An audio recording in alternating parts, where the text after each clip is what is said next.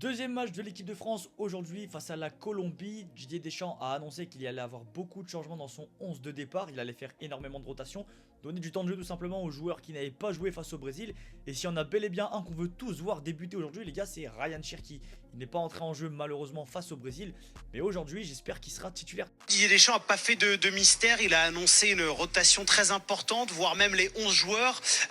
Reste à savoir ce qui va se passer en termes de gardien. Est-ce que ça sera Brice Samba ou Mike Maignan? Pour le reste, il n'y a pas de doute, un Kaloulou à droite, sur le côté gauche Lucas Digne, la chaîne centrale avec Lacroix et Lucas Hernandez, milieu de terrain N'Golo Kanté et Eduardo Camavinga, et ensuite les 4 joueurs à vocation offensive, Marnès Akliouche, Ryan Cherki, Randal Colomwani et Marcus Thuram. Donc voilà à quoi on pourrait potentiellement s'attendre ce soir. Voilà le 11 probable pour affronter la Colombie. On retrouve N'Golo Kanté, aujourd'hui c'est son anniversaire les gars. N'Golo, c'est les souvenirs tout simplement, un joueur exceptionnel qui nous a beaucoup apporté, notamment dans la victoire de la Coupe du Monde. N'Golo Kanté s'est exprimé sur Ryan Cherki. Personnellement c'est un joueur que je découvre parce qu'avant la sélection je ne l'avais pas côtoyé. C'est un joueur avec beaucoup de qualité, un joueur qui fait les différences, qui a ses techniques et est au-dessus de la moyenne. Et ce qui impressionne le plus N'Golo chez Ryan Cherki, c'est tout simplement sa technique les gars. Son sens de se défaire de certaines situations et sa capacité à être décisif. Réponse ce soir 21 h sur TF1 face à la Colombie, et allez les bleus!